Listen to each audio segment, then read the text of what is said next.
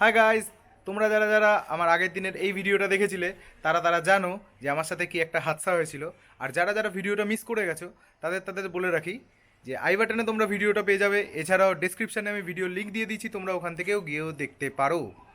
আর আমি আজকে যেখানে যাচ্ছি ড্রোনটাকে সারাতে, সেখানে খুব রিজনেবল প্রাইসে ড্রোন আর ক্যামেরা সারানো হয়। তোমরাও যদি এরম কোনো প্রবলেমে পড়ো, মানে তোমাদের ধরো ড্রোন বা ক্যামেরা কোনো কারণে খারাপ হয়ে গেল, তোমরা এখানে গিয়ে সারাতে পারো।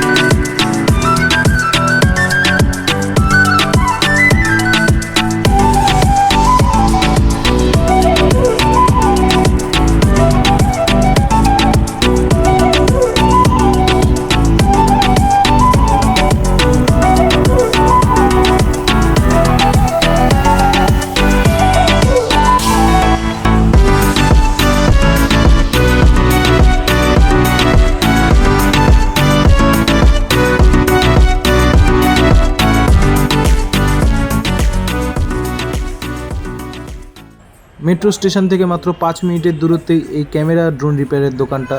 তো এখন আমি এই দোকানের একদম সামনে চলে এসেছি।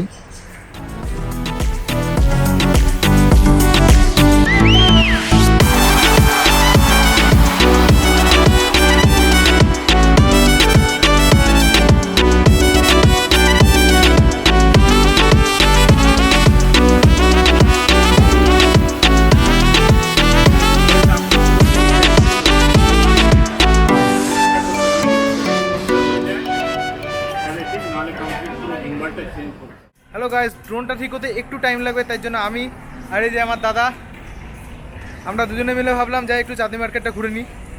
তাহলে তোমাদের সাথে দেখা হচ্ছে এখন চাঁদনি মার্কেটে। ঘুরতে ঘুরতে একটা ভালো ফাস্টফুডের দোকান দেখলাম, আর ওখান থেকে আমরা 2টো বার্গারের অর্ডার দিলাম।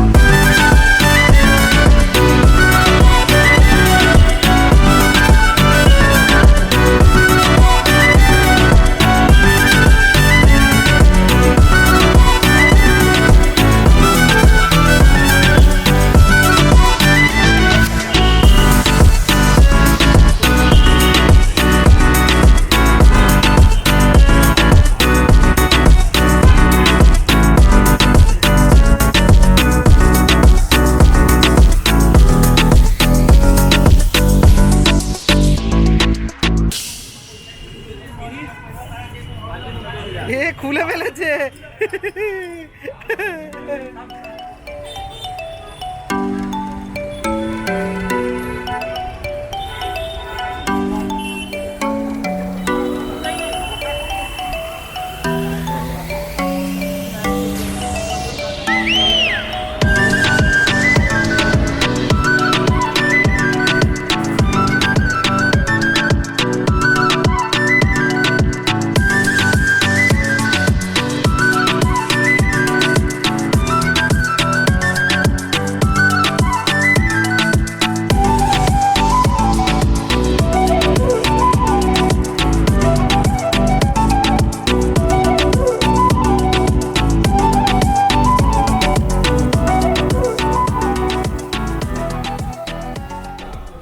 আমি এখন এসি মলে, আর আমার পেছনে দাদার মন।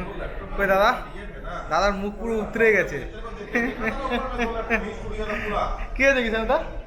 বললাম চাঁদনি মার্কেটে যাবো, তুমি আমাকে নিয়ে আসলি মলে, ওখানে কত কিছু দেখার ছিল, কেনার ছিল। এখানে তো সেই একই ফোন, একই ল্যাপটপ, একই গেছে, খুব ঠান্ডা আর কিছু।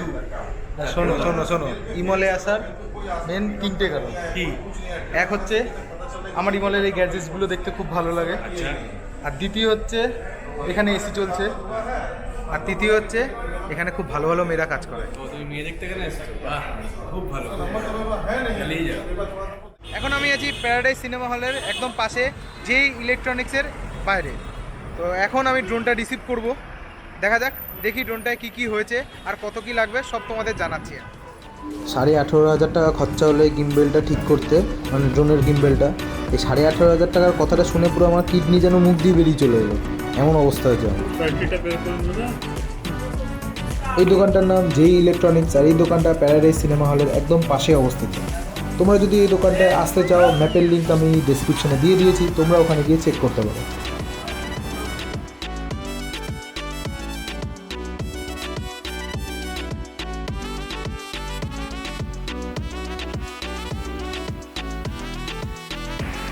আমি ড্রোনটা রিসিভ করে ফেলেছি। এখন আমি এসছি বড়নগর মেট্রো স্টেশনে। আসলে আমার নামার কথা ছিল দমদম মেট্রো স্টেশনে, কিন্তু আমি ভাবলাম বড়নগর মেট্রো স্টেশনে আমার সেরকম আসা হয়নি, একবার যাই। কিন্তু মেট্রো স্টেশনে এসে দেখছি পুরো ফাঁকা মেট্রো স্টেশন। আমার চারপাশটা দেখো, মানে খুব কষ্ট করে হলে তুমি 1 থেকে 2জন লোক এখানে দেখতে পাবে, তাছাড়া তোমরা কিছু এখানে দেখতে পাবে না। দেখো পুরো ফাঁকা, কি দারুণ লাগছে। এরম না আমি ওই যখন বই ফই কোথাও শুটিং করে তখন দেখেছি মেট্রো স্টেশন ফাঁকা, কিন্তু এরম আমি কোনোদিনও নিজে এক্সপিরিয়েন্স করিনি, আজকে করছি প্রথম। কেউ নেই মেট্রো স্টেশনে, একজন ছিল সেও চলে গেছে, কেউ নেই। আমি আছি আর আমার দাদা ওই কোনায় দাঁড়িয়ে আছে, কিছু একটা ফোন কাটছে। যাই হোক, তো দারুণ দারুণ, এই অনুভূতিটা দারুণ। তাহলে তোমাদের সঙ্গে দেখা হচ্ছে এর পরের ভিডিওতে, পরের একটা নতুন জায়গা।